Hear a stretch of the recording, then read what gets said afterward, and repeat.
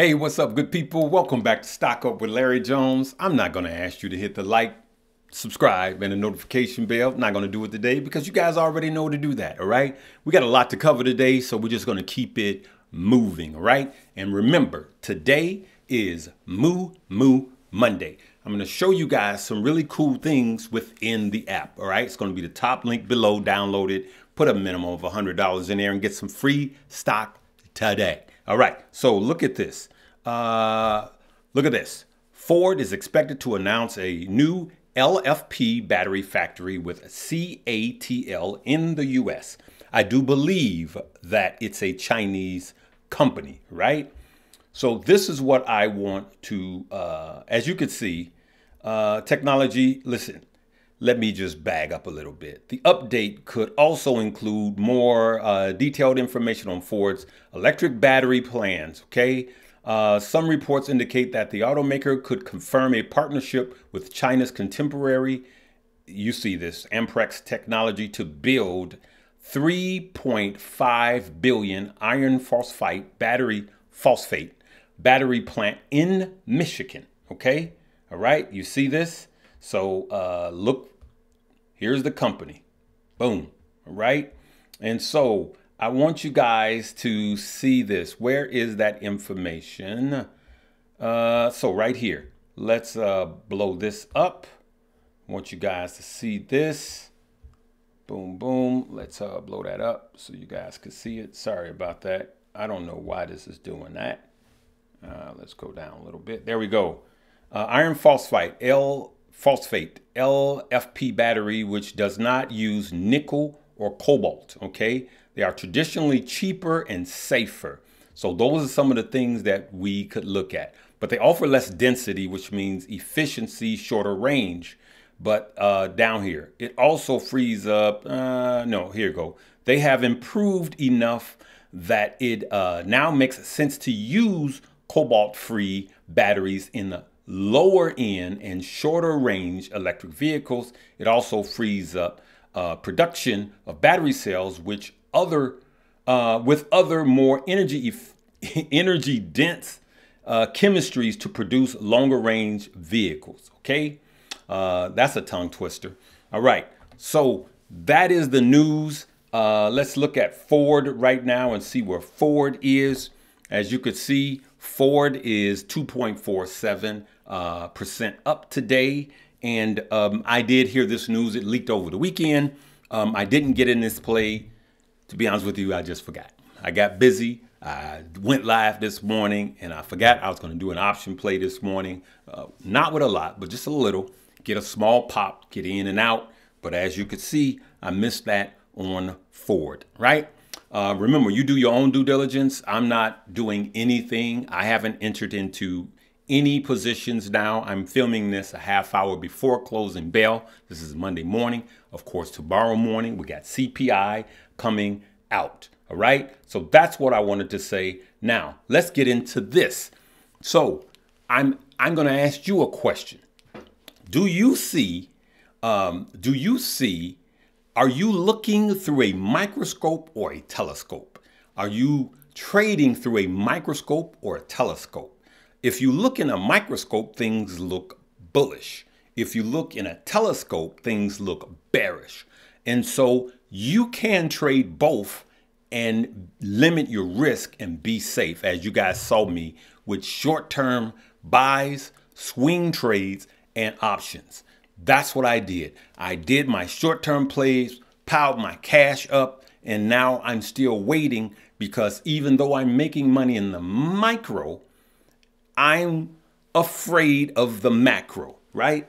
And so that's what we do. So just on Friday, remember when we had that intraday roller coaster on Friday? And remember, I saw a headline from this news source I'm about to show you. And this news source, literally, the headline was Dow falls market fears Tuesday's CPI numbers. That's what it said. Market fears Tuesday CPI numbers. And look what the same news source says today. Stocks jump. Dow gains more than 200 points ahead of Tuesday's CPI. Hey, Larry, what is your point? The exact same news source, two conflicting reports. The reason why I'm bringing this up is nobody knows. We don't know. They have access to more data than we do, right? And they don't know. And so don't throw the baby out with the bathwater. I still like CNBC. I still like Kramer. Some of you guys throw the baby out with the bathwater. I don't like that. I don't like that guy. Listen, there's something to learn from someone who was in charge of hundreds of millions of dollars, okay? Billions even. So there's something to be learned. So I don't throw the baby out with the bathwater. And so if you feel like the market is going to shoot up after tomorrow, inflation is done, it's going to be low, then hey, go ahead and play the TQQQ if you think that it's going up. If you think it's going down, go ahead and play the SQQQ. I'm not going to be putting out a forecast either way because it could go either way. And I have not entered into a trade. And if I do, it'll be last minute, but probably not, because I don't need the risk after the last couple of months that I've had. And so I just don't need the risk, okay? No, I'm not even going to say what I think because it may go the other way, all right? And I just showed you guys. None of us know. Now let's jump back to EVs, okay? Somebody left a post on EVs. And first I want to show you guys what I saw myself on Friday at the Chicago Auto Show. Look at that. Look at that baby right there. I showed it on this morning's video. That's a BMW, right? That's a BMW. Just tricked, luxury to the 10th power. The seat was massaging my back, my lumbar, my butt. I don't even smoke, and I just wanted to talk to the car and say, was it as good for you as it was for me? I'm just telling you, that car, I walked away looking back going, I'll be back. I'll be back. And I'm just telling you that this is a BMW. The headlights at night just look so nice. And I'm just telling you guys that just have tunnel vision and just ChargePoint and just Tesla, they're not going to be the only ones in the game. Yes, Tesla could be 5 to 7 years ahead of everybody else, right? It's about margins. It's about production. Tesla is killing it.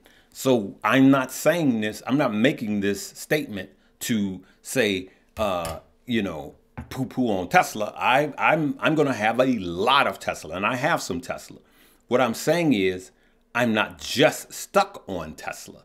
That's what I'm saying. Tesla's not the only dog in the show, because these legacy car companies have had this technology way before Tesla. They just sat on it. Now, I need to address this comment. Let's see here. I hid the gentleman's name. You can see here, Larry, your endorsement of EVs is sad. The batteries cost more than the vehicles. Child labor across the blah, blah, blah, blah, blah. They're the most dangerous cars ever. And I could tell you that I believe, and I just believe that you just have tunnel vision, okay?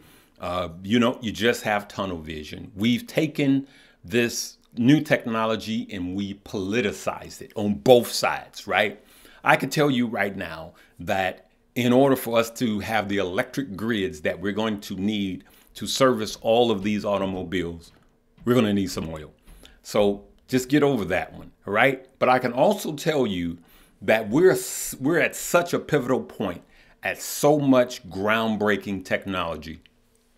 So there's trillions of dollars to be made with new technology. The question is, which one will you get? Which one will you be in? Which one is going to take off? Some years ago, over 100 years ago, there was a guy on a horse, and a guy pulled up in a Model T, the first car, and he pulled up in a Model T, and he just looked at him, Model T Ford, and he looked at him and said, "What's that?" He says, "Automobile." He's like, "How does it run?" "It needs gas." "Well, how do you get gas?" We got to put charging stations. We got to have gas stations. Well, ain't no gas stations around. That's crazy. That conversation went on, and eventually there was gas stations, right? And eventually he says, well, you know what? I can just go on this because I got horsepower. And then one day the guy in the Model T said, hey, I can put a couple of those horses in this automobile. So what I'm saying is like we have to look at this technology, take our emotions out and see what's going to happen. As a matter of fact, let me show you guys as far as luxury. I made a statement and I stand behind this statement. I drove Ford. I drove Lucid. I was one of the first ones to drive Lucid. I'll be posting that video. I got to find it. And I drove a Tesla, not Ford. And Teslas are basic. They're extremely basic, especially for the price point that they were, even though they're lowering now. But if I can get a Beamer, a BMW, which is just like, that's class, that's luxury. That's just, if I can get an EV that's going to give me 325 miles on a charge for 91, but then the only thing that even comes close to that is the Tesla Plaid for 120 on discount now. It was 130. I'm going with the Beamer. I'm just saying. Now, and on the stock end, I may buy Tesla over Beamer because Tesla's killing it. But eventually, there will be saturation. So what am I doing? I'm diversifying. And for those of you that don't know, look at this. I'm going to pull this up, y'all. There is so many luxury vehicles out there that's EVs. Here in America, we're behind. Watch this. Look at this. Man, please. Look at this. Look at this car. This car is out in China. Look at the houses behind it. What community is this? Look at that. Look at that car. I mean, it's already out. Rolls-Royce front, and it's cheap. Look at that. Look at that neighborhood. But anyway, I mean, there's so many of them out there. I challenge you guys to get out and travel around the world and don't live in a box. What else do I have here that I wanted to talk about? I talked about that. I talked about that aloud. Okay, CPI. Sorry, good people. I just want to get something up right at closing bell. CPI tomorrow. Nobody knows.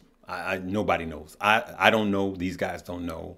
But what I'm going to say is protect your gains. I'm going to continue to say this. If this is a short-term bounce, which one of the banks said that it's not a bounce, we're back into a new bull market. One of the banks said that. And, you know, we do know Kramer said, hey, we're in a bull market. But we also know others say that this is a sustained bear market. You have to do your own due diligence. Never take what anybody say, including myself, and run with it.